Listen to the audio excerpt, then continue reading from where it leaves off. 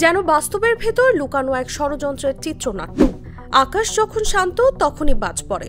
মধ্যপ্রাচ্য যখন যুদ্ধবিরতির গল্প শুনছিল তখনই দুটি দেশ গোপনে সাজাচ্ছিল পরবর্তী চূড়ান্ত ধ্বংসযজ্ঞের ছক। সম্প্রতি প্রেস টিভির প্রতিবেদনটি যেন খুলে দিল এক অদৃশ্য যুদ্ধের দরজা, যেখানে প্রতিটি শান্তির প্রস্তাব ছিল এক একটি প্রতারণার মুখোশ। ইসরায়েল যুদ্ধ চায়, এটা এখন আর অনুমান নয়, বাস্তব। আর সেই আগুনে ঘি ঢালছেন যুক্তরাষ্ট্রের প্রেসিডেন্ট ডোনাল্ড ট্রাম্প, যিনি দৃশ্যত আলোচনা করছেন শান্তি নিয়ে, অথচ পেছনে মিলিয়ে নিচ্ছেন সময়, কৌশল আর নিশানা। সূত্র বলছে যে বৈঠকের কথা বলা হচ্ছে তা শুধু আনুষ্ঠানিকতা, আসল সিদ্ধান্ত নেওয়া হয়ে গেছে আগেই। জুন মাসের শুরুর দিকেই ইরানে চালানো হয় নিখুঁত এক হামলা। শীর্ষ সামরিক কর্মকর্তা, পরমাণু বিজ্ঞানী, এমনকি সাধারণ মানুষও পর্যন্ত বাদ যাননি। ইরান তখন বলেছিল আমরা প্রতিশোধ নেব, এবং ঠিক তাই করে।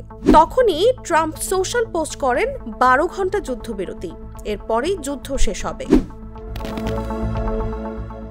একটি যুদ্ধ, একটি সময়সীমা, একটি আলোচনার দৃশ্যপট, সব যেন আগে থেকেই সাজানো। মোবাইলে হয়ে উঠেছিল ঘাতক। মোসাদের সাবেক উপপ্রধান নিজেই স্বীকার করেছেন, যার হাতে মোবাইল তার কিছুই গোপন নয়। প্রযুক্তি দিয়ে ঘরের তালা চেনা, ঘুমন্ত ব্যক্তির অবস্থান বের করা, তারপর নিশানাভিত্তিক মিসাইল হামলা। এ যেন মানুষের বিরুদ্ধে প্রযুক্তির যুদ্ধ, যেখানে মানুষ নিজেই নিজের অবস্থান ফাঁস করছে।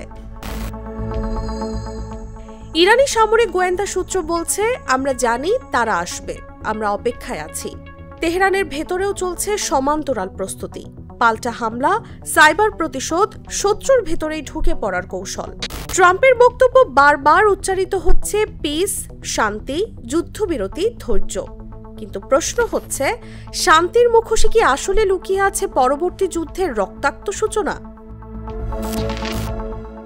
ইরানের প্রতিরোধ, ইসরায়েলের পরিকল্পনা আর ট্রাম্পের শান্তি শব্দে ঢাকা বারুদের স্তূপ, সব মিলিয়ে পরিস্থিতি দাঁড়িয়ে আছে এক ভয়ঙ্কর দোলাচলে।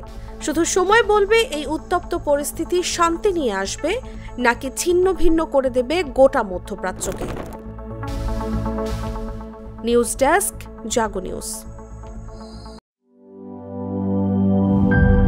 নাটা জেলি আর পানীয়র এক অসম কম্বিনেশন ড্রিঙ্কো।